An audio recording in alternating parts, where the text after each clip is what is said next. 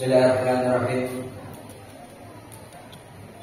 Ila qala al-musannif hafizahullah ta'ala wa jama'atul muslimin qala khatimatun nas'alullah ta'ala husnaha wa ba'du ayyuhan nashi fa'alayka at-tarkiza wal 'amala da'iman bima jaa'a fi hadhihi al-majmu'ati min sulukin wa adab wa shammir da'iman fi iktisabil ma'ali wa da' safasifal umur wahdar minal ghaflati wad dhaya' fa innal umra ra'su malin idza dha'a la yu'awwad.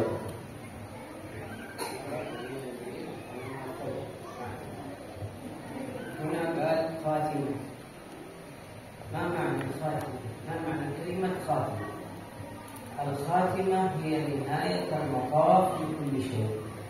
الخاتمة هي نهاية المطاف لكل شيء. خاتمته تعني نهايته. كما أن خاتمة الدنيا بيوم القيامة. كل شيء له خاتمة، له بداية وله نهاية، إلا الحق سبحانه وتعالى لا نهاية له. لذلك عمر الإنسان أيضا يكون له بداية ويكون له نهاية. بدايته الأولى هنا بدايته الثانية أو الثالثة أن يبدأ في بطن أمه، ثم بعد ذلك يخرج من بطن أمه، ثم بعد ذلك نهاية المطاف خاتمته إلى قبره. معنى الخاتمة عندما تسمعون كلمة خاتمة في كتاب يعني نهاية ذلك الكتاب. ثم ما الذي يتحصل في الخاتمة في نهاية الكتب؟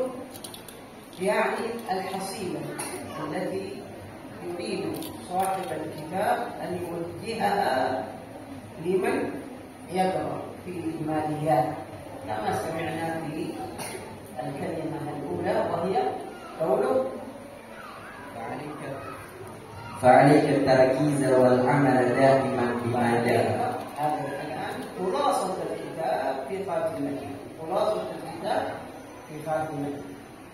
ما هو خاتمته؟ عليك التركيز في العمل. هذا الكتاب كتاب سلوك، كتاب عملي. لذلك لما تكلم النبي عليه الصلاة والسلام في حديثه ما قال الدين العبادة. العبادة مطلوبة، لكن قال الدين المعاملة. الدين المعاملة يعني العمل، كيف تعمل بالأخلاق بالاستقامة، كما ذكرنا في هذا الكتاب من أوله.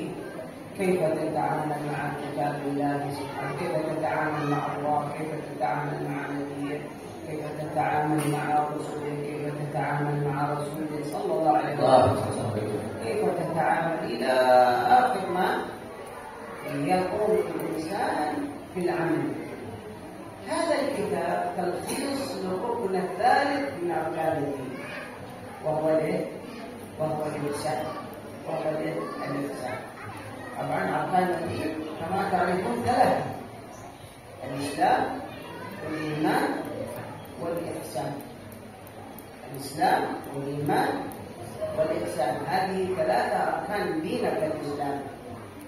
لو سألك سائل قال لك ما أركان دينك تقول ثلاثة: الإسلام، طبعا الإسلام له أركان، الإيمان والإيمان له أركان، والإحسان له أركان، ولا رابع لهذه الأركان، لا رابع لأركان الدين.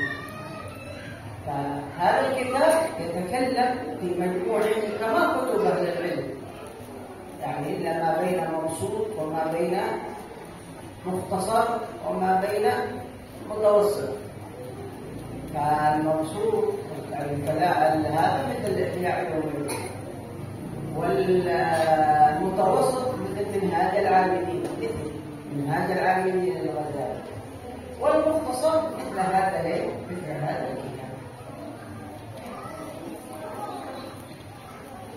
Beliau Syekh Muhammad bin Ali bin Muhammad Ra'afian menjelaskan di akhir kitabnya menjelaskan yaitu ada bab namanya bab penutup atau khotimah.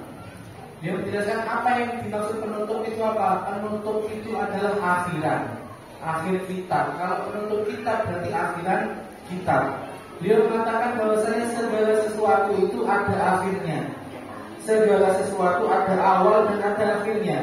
Misalkan dunia, akhirnya dunia adalah hari kiamat. Manusia misalkan awalnya manusia adalah kelahirannya ketika dilahirkan dari perut ibunya. Dan akhirat manusia apa? Yaitu tatkala dia masuk liang lahat di kuburan. Itu kata beliau. Hanya satu yang tidak memiliki awal dan tidak memiliki akhir, ia adalah Allah Subhanahu wa Ta'ala. Allah Subhanahu wa Ta'ala tidak punya awal, juga tidak punya akhir. Punya awal tapi tidak punya akhir. Allah Subhanahu wa Ta'ala. Manusia semuanya termasuk kita semuanya punya akhir, yaitu tatkala kita dipanggil oleh Allah Subhanahu wa Ta'ala. Itu namanya khotimah. Jadi khotimah kata beliau adalah akhirat atau penutup. Adapun dalam kitab ini kata beliau, penutup kitab itu sama dengan rangkuman. Jadi yang akan kita dengarkan hari ini adalah rangkuman dari kitab yang beliau tulis, kitab As-Sulul Asasiyah yang beliau tulis. Maka apa? Isi kitab ini terangkum dalam khotimah yang akan kita baca. Isi kitab ini terangkum dalam akhiran yang akan kita baca. Maka beliau menuliskan di awal kalimat khotimahnya, fa'alaika tarkiza wal amala darina. Beliau bilang kita sebagai manusia harus konsentrasi untuk mengamalkan sesuatu, untuk memperbanyak amal, kata beliau. Harus punya banyak amal. Karena apa? Kata beliau Nabi Muhammad itu tidak bilang agama itu ibadah enggak. Tapi Nabi Muhammad bilang, sabda Nabi Muhammad, ad-dinu al-muamalah. Agama itu adalah memperbanyak amal. Apa maksudnya? Ya memperbanyak amal soleh kita terhadap Allah Subhanahu wa Ta'ala. Memperbanyak amal baik kita di hadapan Nabi Muhammad SAW. Memperbanyak amal kita di hadapan guru-guru kita. Memperbanyak amal baik kita menjalankan sunnah Nabi Muhammad SAW. Berupa akhlak, istiqomah, kata beliau itu adalah yang dimaksud agama. Nah, kitab yang kita baca ini, yang sampai akhir ini, yang sudah mau khatam ini, yang kita baca bersama adalah ringkasan tentang kitab akhlak atau muamalah tadi kata beliau. Para ulama juga banyak menulis kitab tentang akhlak. Ada yang panjang, ada yang tengah-tengah, dan pendek banyak para ulama. Nah, kitab beliau ini adalah yang mukhtasar. Misalkan kitab yang panjang, kitab akhlak yang panjang. Ada kitab Ihya Ulumuddin misalkan. Ada yang tengah-tengah, mutawasit, misalkan kitab Minhajul Abidin. Kitab beliau dinamakan As-Sulul Asasiyah. Ini yang ringkas, yang ringan, yang paling padat, yang rangkum tentang al-ihsan, kata beliau. Apa al-ihsan itu? Al-ihsan adalah rukun agama yang ketiga. Jadi rukun agama itu ada 3. Pertama rukun Islam. Rukun Islam. Agama itu punya rukun 3. Yang pertama rukun Islam. Kemudian yang kedua rukun iman. Yang ketiga adalah rukun ihsan. Lah setiap rukun ini punya masing-masingnya. Lah kitab ini membahas tentang rukun ihsan, yaitu tentang akhlak, tentang etika kepada Allah Subhanahu wa Ta'ala, kepada Rasulullah SAW, kepada para guru dan yang lainnya. Itu dirangkum di kitab beliau ini yang kita baca ini, yaitu kitab As-Sulul Asasiyah.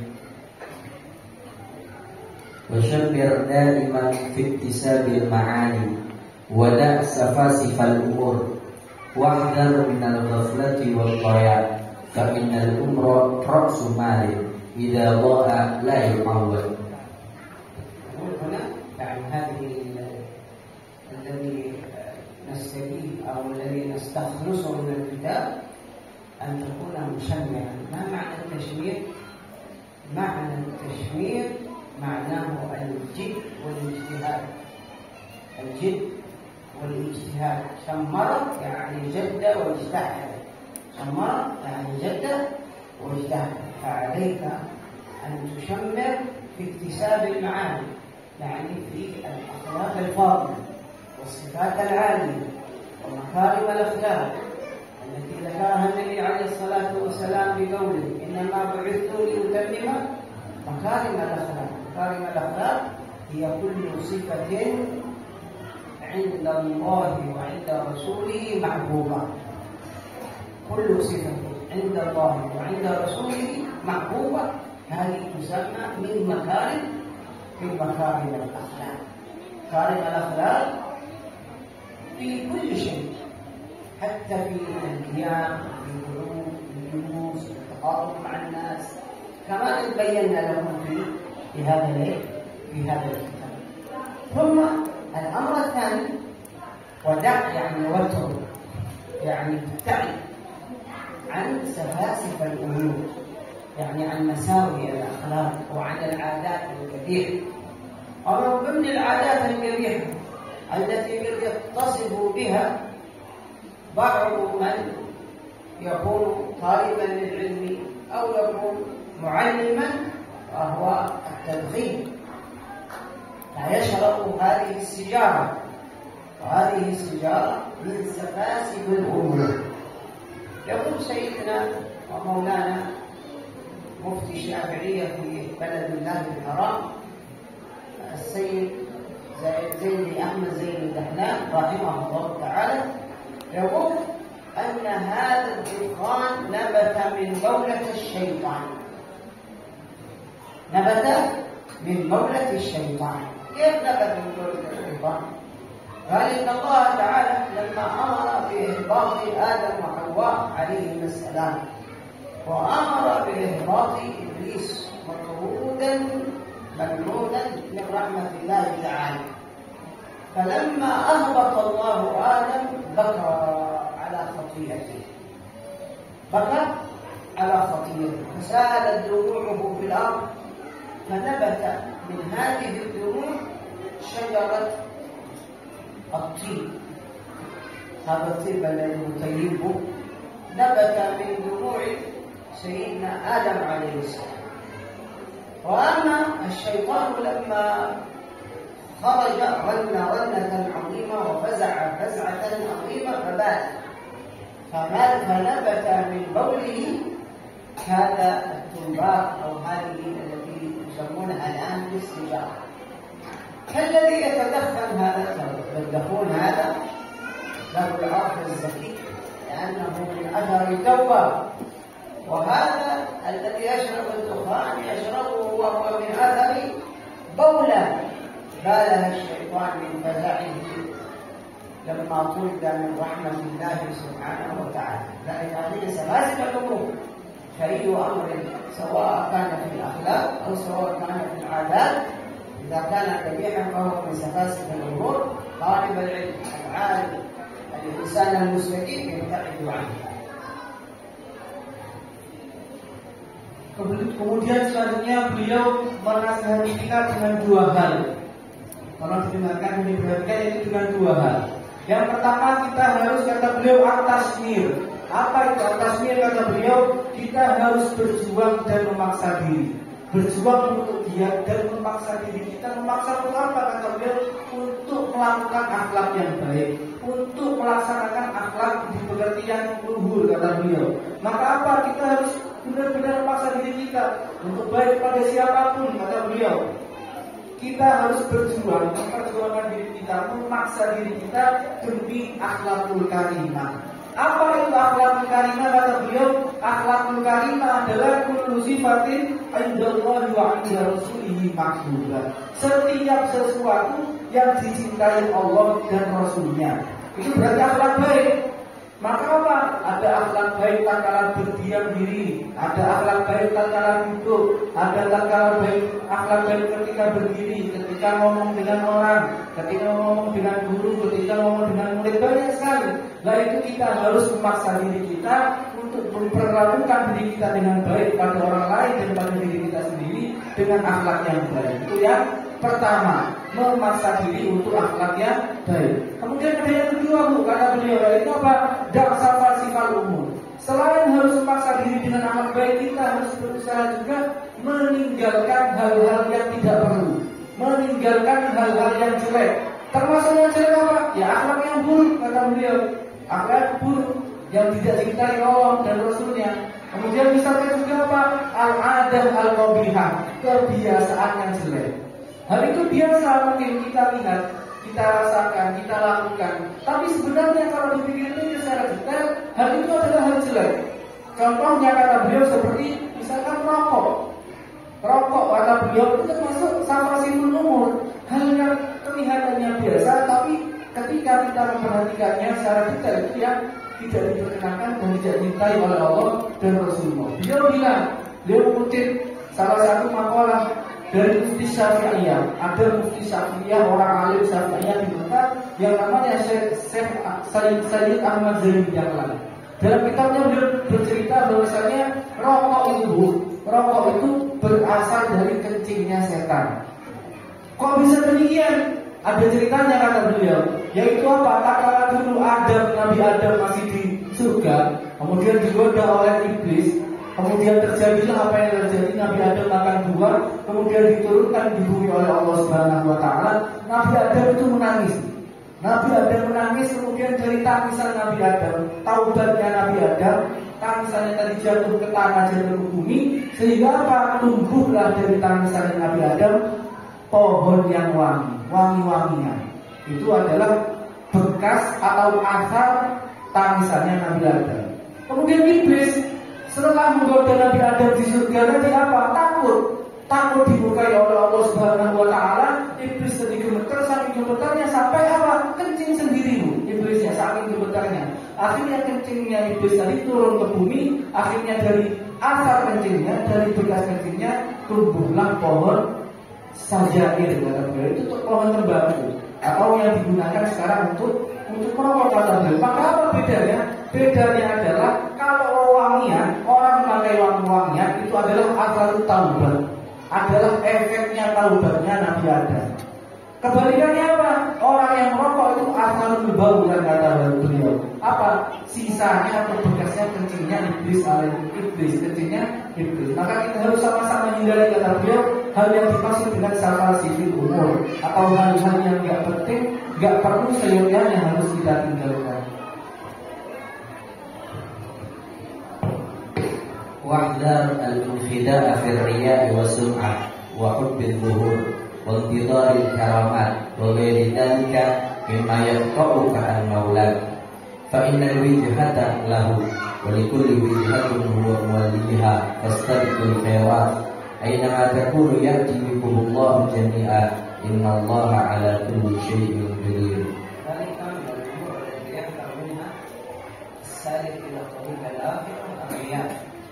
وهو أن يعمل من أجل الناس، العمل من أجل الناس.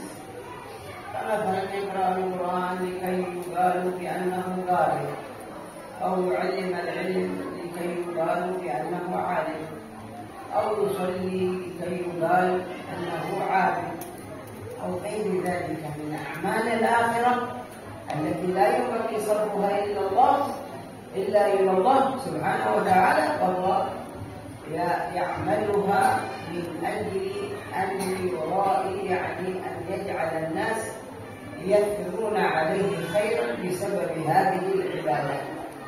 أو كان يعمل عملا دعوة إلى الله سبحانه وتعالى لكي يظهر ويكون أصحاب الظهور الذي يشار إليهم ويقول هذا فلان وهذا فلان، فتكون دعوته ليست لله سبحانه وتعالى. والنبي عليه الصلاة والسلام قد أخبر كما أخبر القرآن بقول الله تعالى وما أمروا إلا ليعبدوا الله مخلصين، يعني إخلاص في العمل دون الالتفات إلى الناس. وكما قال عليه الصلاة والسلام إنما الأعمال بالنيات وإنما لكل امرئ ما نوى، فإن نويت بعملك الله أثابك الله، وإن نويت بعملك الناس فإنك تأخذ ثناءك من هؤلاء الناس وتكون مبعدا عند الله مغضوبا ومؤاخذا في يوم القيامة لأنك عملت أعمال الخير من أجل الناس، أن يقولوا قد عمل فلان أو غير ذلك. Kemudian selanjutnya beliau memperingatkan kita, kalau kita sudah berusaha berperilaku akhlak yang baik, yang kita meninggalkan apa-apa yang tidak perlu, beliau saya mengingatkan kita untuk hati-hati agar tidak sombong, agar tidak mengamalkan sesuatu ibadah yang mana tujuan kita ibadah itu untuk manusia. Misalkan apa kata beliau, baca Quran agar dikira qori, misalkan baca kitab agar dikira alim, misalkan sholat agar dikira rajin ibadah, dia pergi sholat jamaah segala macam. Tujuannya apa? Agar orang melihat menganggap dirinya sebagai ahli ibadah. Ini semuanya karena kata beliau amal-amal yang seharusnya ikhlas untuk Allah Subhanahu wa taala, tapi kok kemudian niatnya untuk menjatuhkan atau memandangkan manusia pada dirinya, maka sungguh telah merugi, kata beliau. Ini tidak patut. Contoh misalkan lagi dakwah kepada Allah Subhanahu wa taala, mengajak orang kepada Allah Subhanahu wa taala, tapi tujuannya bukan untuk dakwah, tujuannya agar terkenal, dikenal orang itu, dikenal orang ini, kata beliau itu tidak patut. Disampaikan sendiri oleh Nabi Muhammad SAW, kata Nabi, wa ma umiru illa liya'budullaha mukhlishin. Jadi apa ibadah itu, kata beliau, sebagaimana kata Nabi, harus ikhlas. Ikhlas itu gimana? Ikhlas itu kita ibadahnya bukan untuk semata-mata karena manusia, gak demi pandangan manusia, tapi hanya untuk Allah Subhanahu wa taala. Akhirnya Nabi Muhammad SAW bersabda juga apa? Innamal a'malu binniyat. Amal itu tergantung niatnya, Bu.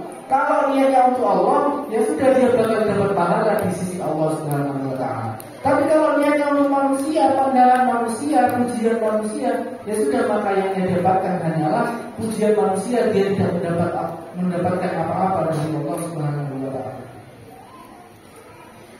Wa 'alaika an tutali'a fi siratin nabiyil karim alaihi salawatullahi wa salamuh fi kulli waqtin wa hin.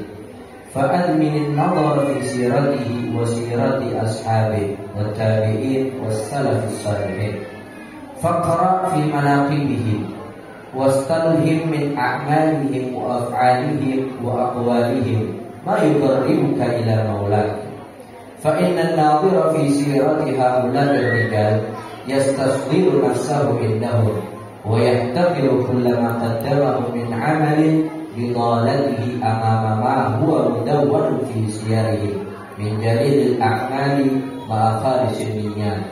هذه قطعة من الكلام فيها توجيه إلى أنك إذا أردت أن تعرف الأعمال الصالحة والأخلاق الفاضلة فابحث عنها في سيرة من قال له الله سبحانه وتعالى وإنك لعلى خلق عظيم. ابحث عنها في سيرة من قال عن نفسه أدبني ربي فأحسن تأديبي. جميع الأخلاق، جميع السيرة الحميدة والأخلاق الفاضلة تجدها في سيرة النبي صلى الله عليه وسلم. تجد الرحمة والشفقة والمحبة، تجد فيه التواضع، تجد فيها ما يؤلف بين قلوب المسلمين وبين قلوب الإخوان، تجد فيها الصلة والبر والرحمة وبر الوالدين وغير ذلك من الأمور في سيرته صلى الله عليه وسلم. هكذا تنتهي لنفسك وقتا لتقرأ في سيرته صلى الله عليه وسلم. ثم بعد ذلك في سيرة أصحابه، سيدنا الإمام علي عليه السلام، وسيدنا أبو بكر، وسيدنا عمر، وسيدنا عثمان، السادات من صحابة رسول الله. ثم في مناقب الأولياء الصالحين ستجد في مناقبهم الأعمال الصالحة، الصفات الكاملة والأخلاق الفاضلة. ثم بعد ذلك إذا أديت شيئا يعني كنت عالما فستستصغر علمك عند علمه. كنت فقيها كبيرا فإذا ذكرت مثلا الإمام الشافعي أنت لست عنده شيء، فهو مثل الجبل وأنت مجنن له. وإذا ذكرت مثلا الأخلاق الفاضلة والسيرة والطريق والولاية والكرم والصلاح والتقوى، فإذا ذكرت مثلا سيدنا الفقيه المقدم رحمه الله تعالى ورضي الله عنه فستجد نفسك أنت مثل العصفور الصغير عند الهامة الكبيرة، عند مدرسة القرآن. إذا أردت أن تعرف مقدار نفسك فاقرأ في سير الصالحين، في سير الأولياء. لماذا؟ لكي تتخذه أسوة لك في طريقك، ولن يتعاظم عندك شيء. يعني لن تجد في نفسك بعد ذلك تأمرا أو إعجابا إذا ما رأيت سيرة هؤلاء.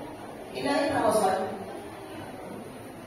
في أي أمر كان، في علم، في عبادة، في فعل من أفعال الخير، اذكر هؤلاء الكرامات الهامة واقرأ في سيرهم، ستجد نفسك لا شيء بالنسبة لهم، فما يسعك بعد ذلك إلا أن تكون متواضعا. هذه الأخلاق تستفاد من القراءة فيه. لذلك يأمرون السلف الصالح اقرأوا في سير الصالحين، اقرأوا في سير سيد المرسلين، اقرأوا في سير الأنبياء والمرسلين، لكي تعرف مقدار نفسك ولكي تتأسى به. لذلك قال الله سبحانه وتعالى: لقد كان لكم في رسول الله أسوة حسنة. ما هي الأسوة؟ معنى القدوة، الاقتداء به. Paragraf selanjutnya beliau membahas tentang kita dari mana dapat akhlakul karimah. Sumbernya dari mana? Kita tahu dari mana, maka kata beliau kita tahu yang namanya amal soleh, yang namanya akhlak baik, yang mana budi pekerti yang baik dari siapa kalau tidak bukan dari siratnya Nabi Muhammad SAW, dari sejarahnya, hidupnya, kisahnya Nabi Muhammad SAW. Yang disebutkan dalam Allah dalam Al-Quran, wa innaka la'ala khuluqin 'adzim. Sesungguhnya engkau wahai Muhammad pemilik akhlak yang luhur. Dalam sabda yang lain, ada dari Rabbi fa'asa tadibi, yang mendidik langsung tentang akhlak kepada Nabi Muhammad SAW adalah Allah Subhanahu wa Ta'ala. Makanya kalau kita ingin tahu tentang ketawaduan, tentang rahmah, tentang syafaqah, belas kasih, kasih sayang, tentang birrul walidain, tentang tawadu, tentang dermawan, tentang bagaimana cara mempersatukan hati-hati masyarakat, hati-hati manusia semuanya, tidak perlu kita lihat siapa kecuali kita lihat sirahnya, sejarahnya Nabi Muhammad SAW. Kemudian yang kedua, setelah kita coba lihat sirahnya Nabi Muhammad, coba lihat juga sirahnya para sahabat. Kata beliau, kita lihat Sayyidina Ali bin Abi Thalib, Sayyidina Abu Bakar As-Siddiq, Sayyidina Umar, Sayyidina Utsman. Kita lihat bagaimana akhlak mereka, perangai mereka, cara mereka. Kita lihat, pasti yang kita temukan adalah akhlak yang baik. Pasti yang kita temukan adalah amal yang soleh. Itu yang kedua. Yang ketiga kata beliau selalu, tidak kalah penting yang ketiga. Kita baca apa, kita perhatikan apa, kita baca perhatikan kisahnya, akhlaknya, tingkah lakunya al-awliya was-sholihin, para kekasih Allah dan para orang-orang soleh, para orang-orang alim. Kita kalau lihat mereka itu, kata beliau, salah satu manfaat yang sangat besar apa? Kita tahu batas kita di mana, kita tahu posisi kita di mana. Misalkan kita seorang yang ahli fikih, pintar, kita orang yang pintar, kemudian kita baca sejarahnya Imam Syafi'i, maka kita tahu bahwasanya kita ini bukan siapa-siapa dibanding Imam Asy-Syafi'i misalkan dalam bidang fikih. Misalkan kita ahli takwa, ahli tawadhu, ahli istiqomah, ahli ibadah, dermawan, rajin segala macam, kita merasa demikian, kita baca misalkan sirahnya Al-Faqih Al-Muqaddam kata beliau, maka kita merasa tidak ada apa-apanya dengan beliau. Dengan itu kita bisa merasa tetap santai, tetap tidak takabur. Kita tahu batasan kita di mana. Kita tidak berbangga diri, tidak takabur, tidak diajar terlalu bangga dengan diri. Itu berbahaya kata beliau, Sayyid Syekh Muhammad bin Ali bin Muhammad Khalid. Itu manfaat. Kita harus membaca, memperhatikan dan terus mempelajari tentang sejarahnya para salafus saleh, orang aulia, kekasih Allah dan para orang-orang saleh yang lain. Itu manfaat yang satu. Manfaat yang kedua adalah at-ta'assi, yaitu kita mencontoh apa yang kita baca. Kita lihat orang soleh misalnya, kita lihat Nabi Muhammad SAW, maka kita berusaha diri meniru beliau. Kita pernah lihat para orang soleh, kita berusaha diri kita meniru para orang soleh. Itu manfaat dari kita belajar sejarah, belajar sirahnya para awliya dan sholihin dan sirahnya Nabi Muhammad SAW. واحذر من أهل هذا الزمان وما هم بصدده من غيبة ونميمة ونحو ذلك من المهلكات. واحذر أيضا من الإعلام الخبيث دسيسة المستعمر وخدعة العدو الذي يضيع الأوقات في المتاحة ويغرس في النفس الميل للشهوات ويفسد الأخلاق ويدمر الآداب. هذه العبارة الأخيرة في هذا الكتاب، وهو تحذير من ضياع الوقت فيما يغضب الله سبحانه وتعالى، أو في ضياع الوقت فيما لا يعود عليك نفعه لا في الدنيا ولا في الآخرة. الأول، احذر من قرناء السوء، خاصة أنهم في هذا الزمان كثير، مثل قرناء السوء الذين يجلسون ويغتابون. قد يكون لك صديق تجلس معه ويغتاب، يتكلم عن هذا، أو صديقة تتكلم عن هذا ويتكلم عن ذلك، وقد أنت لا تشارك في الكلام لأنك تستمع إليه، والمستمع للغيبة كالمغتاب إن لم يدفع ذلك المغتاب وينهاه عن الغيبة. كذلك النميمة، وأحيانا الكلام طبعا الغيبة هي ذكرك أخاك بما يقع، والنميمة هي نقل الكلام من شخص إلى شخص آخر بقصد الإفساد ما بينهم، قصد الإفساد فيما بينهم. لذلك قلنا هنا من غيبة ونميمة، وهي المنتشرة في كثير من المجتمعات، خاصة بين الأهل والأبناء، بين طلاب المدارس وما بين طلاب المعاهد وغيرهم، ما بين علماء السوق، ما بينهم في البيت، أيضا تجدهم في غيبة ونميمة. نعم. ومن المهلكات أيضا الإعلام الخبيث، هذا الإعلام الذي يشاهد الإنسان ويضيع وقته في الساعات الطويلة فيما لا ينفعه لا في الدنيا ولا في الدين. الذين يتفرجون دائما على لعب المضاريات، وكذلك مشاهدة الأفلام. وأما إذا كانت هذه الأفلام أفلام واضحة فهذا غاية البعد عن الله سبحانه وتعالى. والإنسان الذي يديم النظر إلى هذه المناظر القبيحة في هذا الإعلام الذي هو الإعلام، هذا هو دسيسة المستعمر والعدو، دسيسة الماسونية العالمية لتضييع الأوقات وفساد الأخلاق، فساد الأخلاق. فلذلك ينبغي للإنسان وخاصة المحافظ على دينه، المحافظ على آخرته، السالك إلى طريق ربه، أن يتقد تعالى كاملا، إلا إذا كان هذا الإعلام فيه شيء ينفع كدرس علمي أو موعظة أو سماع نشيد في مدح النبي صلى الله عليه وآله وسلم، أو ما فيه لهو مباح ليس لهوا محرما.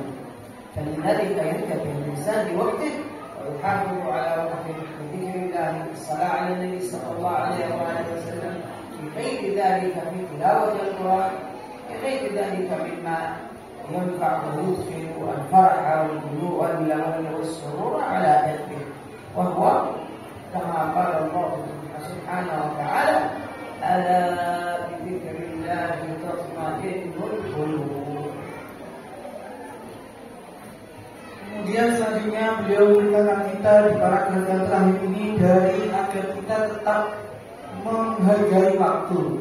Menghargai waktu maksudnya apa? Kita tidak buang-buang diri, buang-buang waktu terhadap hal yang tidak dicintai oleh Allah Subhanahu wa taala. Enggak buang-buang waktu terhadap hal-hal yang dibuat Allah marah. Contohnya apa kata beliau? Ghibah. Banyak ngomong-ngomong tentang keburukan orang lain. Maka beliau mengingatkan hati-hati dari corona usul, hati-hati dari temannya buruk. Teman buruknya beliau yang sukanya ngomongin temannya yang lain, ngomongin tetangganya yang lain, ngomongin buruknya yang lain, ngomongin keburukan orang lain. Itu tentang ghibah. Beliau memperingatkan kita agar hati-hati. Meskipun kita udah ngomong, Meskipun kita cuma mendengar, sama saja, hukumnya sama. Meskipun kita diem, kalau kita mendengar orang yang lagi riba, lagi rasa-rasa, lagi menggosip, itu sama saja kita dihitung sebagai orang yang gosip. Kemudian yang kedua, beliau mengatakan kita dari an-namimah. Namimah itu apa? Namimah itu adu domba. Misalkan ada orang ngomong dengan tujuan ingin menjelekkan hubungan temannya yang lain, itu namanya namimah. Ngomong tentang sifat temannya yang tidak disukai oleh orang lain dengan tujuan biar mereka gak berteman, itu namanya namimah. Beliau mengingatkan kita dari hal-hal yang demikian yang katanya beliau, hal tersebut bisa buat Allah murka. Kita harus menjaga waktu kita dari yang demikian. Itu yang pertama. Yang kedua, hati-hati dengan media, kata beliau. Akhiratlah, kata beliau. Hati-hati dengan HP kita. Kata beliau itu bisa buang waktu yang gak ada manfaatnya untuk dunia, gak ada manfaatnya untuk akhirat, gak ada manfaatnya. Lihat konten misalkan, konten yang enggak manfaat, apalagi kata beliau lihat video yang tidak senonoh, apalagi itu kata beliau sangat disayangkan dan sangat-sangat dilakukan. Karena apa? Video-video yang demikian yang memancing yang tidak senonoh itu kata beliau merupakan senjata musuh Allah Subhanahu wa taala. Senjata orang-orang yang ingin menjauhkan kita dari agama Islam, kata beliau. Enggak apa-apa, kata beliau, lihat video enggak apa-apa. Lihat media nggak apa-apa. Kalau isinya apa? Isinya memuji sholawat pada Nabi Muhammad SAW. Isinya mau idul hasanah. Isinya tentang keilmuan. Tidak apa-apa. Atau isinya hal-hal yang dibolehkan, guyon-guyonan yang boleh, video-video selingan yang boleh. Tidak apa-apa kata beliau. Asalkan apa? Kita tetap bisa memperhatikan waktu kata beliau. Nggak apa-apa, bukan tidak boleh. Maka seyogyanya apa? Kita menyibukkan diri kita dengan sholat pada Allah, membaca Al-Quran, baca sholawat pada Nabi, itu semua yang bikin tenang kata beliau. Dengan lihat video banyak, itu kita nggak bikin tenang, tenangnya dikit. Misalnya kita sempat lihat video TikTok apa segala macam, nyatanya tenang. Tapi apa sesungguhnya yang bikin tenang itu baca Quran. Kata Allah Subhanahu Wa Taala, ala bidzikrillahi tatma'innul qulub. Zikir kepada Allah itu bikin hati tenang, bukan lihat al-i'lam kata beliau, bukan lihat media-media yang demikian. Allah fi siratis salafis salihin ihya bidzikrihi wa talib mamnuna ilmihim wa sirrihim fa innaka sata'ishu ma'ahum wa man ahabba qauman kana minhum. لذلك آخر وصيتي لكم وما في هذا الكتاب عليكم بمطالعة كتب سير الصالحين، كتب المناقب. اكتب كثير من المناقب في ترجمة مثلا سيد الشيخ عبد القادر الجيلاني، كذلك ترجمة الكبار من أولياء الله الصالحين، لكي تستلهم وتستمد من بركاتهم. لأن هذه الكتب فيها سر عجيب يذكره الله سبحانه وتعالى في قلب من طالع هذه الكتب. وذلك في المقاتلات هذه المقاتلات فيها علم كثير. فالإنسان إذا كان عنده شيء من وقت الفراغ خاصة طالب العلم فليجلس ويعتكف على قراءة هذه الكتب التي تزيده إيمانا. والصحابة رضوان الله تعالى عليهم أجمعين كان يجد أحدهم الآخر فيأخذ بيده ويقول له هيا بنا نؤمن ساعة، فيذهبان إلى مكان ويجلسان يتحدثان في سيرة النبي صلى الله عليه وسلم. وهكذا الذي يجلس يتحدث مع أخيه أو مع زميله في قراءة الكتاب في سيرة أحد من العلماء من الصالحين من الأولياء، فالله في ذلك يا أبنائي ويا بناتي. Kemudian beliau terakhir lagi-lagi mewasiati kita dengan banyak-banyak, kemudian mengingat belajar tentang sejarahnya para orang-orang soleh, sejarah tentang orang-orang yang disayangi oleh Allah Subhanahu wa Ta'ala. Para santri-santri di sini beliau mengingatkan agar kita banyak ketika waktu renggang mutolaah atau belajar tentang kisahnya orang-orang soleh, kisah-kisah para wali-wali Allah Subhanahu wa Ta'ala. Seperti kata beliau misalkan baca kisahnya Syekh Abdul Qadir Al-Jailani misalkan, dan juga ulama yang lain, ulama-ulama para wali wali-wali besar yang lain itu kata beliau dapat mengilhami kita, dapat memberi kita inspirasi. Selain itu kita dapat berkah dari para wali-wali tersebut, para ulama tersebut. Itu beliau menwasiati kita untuk banyak mutolaah, baca kitab sejarah, cerita, kisah tentang para kekasih-kekasih Allah Subhanahu wa taala. Selain itu juga ada mukatabat atau tulisan-tulisan atau kumpulan-kumpulan kata dari para orang-orang soleh, tetapi itu juga bisa dapat membuat kita tambah beriman pada Allah Subhanahu wa taala. Kita tambah bisa takwa pada Allah Subhanahu wa taala. Itu harusnya yang dilakukan oleh penuntut ilmu. Penuntut ilmu diamnya kalau punya waktu senggang, bacaannya apa?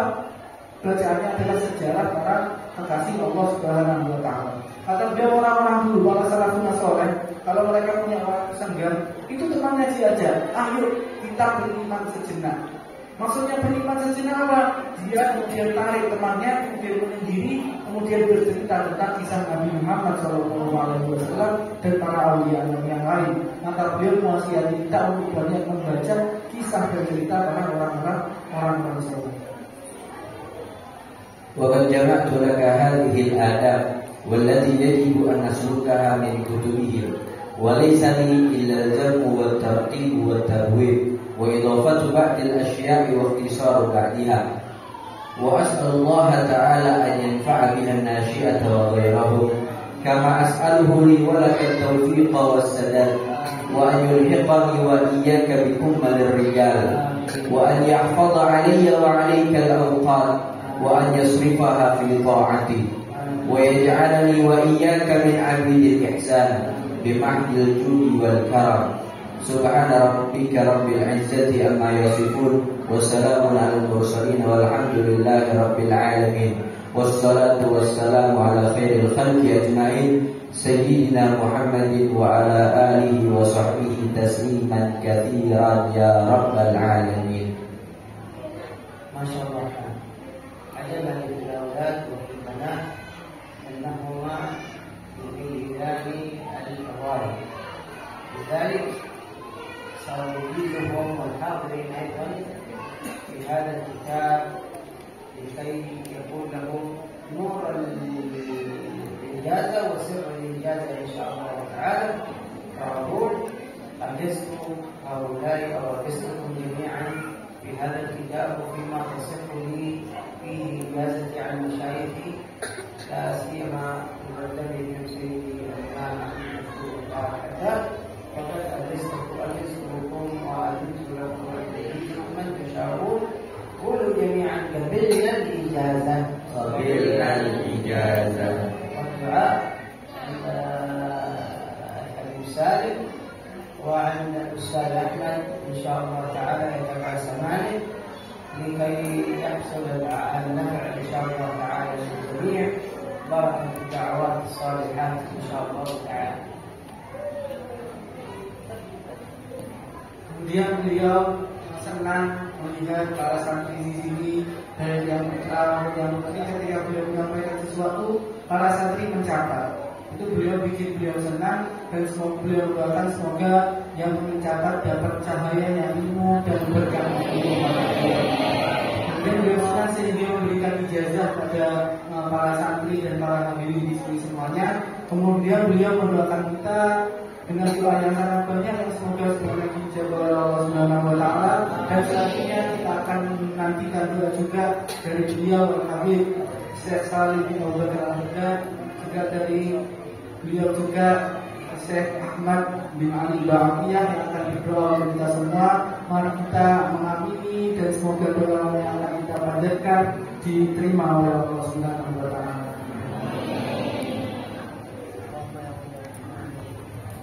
Fatihah wa sayyidina Rasulillah Muhammadillah wa alihi wa sahbihi wa ala alihi wa sahbihi مشاركها ومغاربها أن نحن بذريات الجنة وينفعنا ببركاته وأسرارهم وأنوارهم ويرزقنا الاهتداء بهم والسير على طريقهم يا رب العالمين ويرزقنا الإخلاص الكامل في العمل ويبعد عنا الرياء وجميع أمراض القلوب ويطهرنا من ذنوب اللسان والقلوب والجوارح ويرشد خاتمتنا بخير ولطف عافية ويرزقنا العمل بما نعلم وعلم ما لا نعلم يا رب العالمين. وأن الله يجعلنا قرة عين لسيد الكونين ومن خدم شريعة الله صلى الله عليه وآله وسلم على هذه النية. وما نوى سيدي الشيخ رحمه الله تعالى في هذا الكتاب يقال أن الله يحببنا بما فيه من الأخلاق الفاضلة والسلوك الحسن، وأن الله يرزقنا التزكية لقلوبنا وطهارتها. سر أسرار الفاتحة على هذه وما نواه سيدي الشيخ رحمه الله تعالى. وإلى حضرة النبي سيدنا محمد صلى الله عليه وسلم. الفاتحة.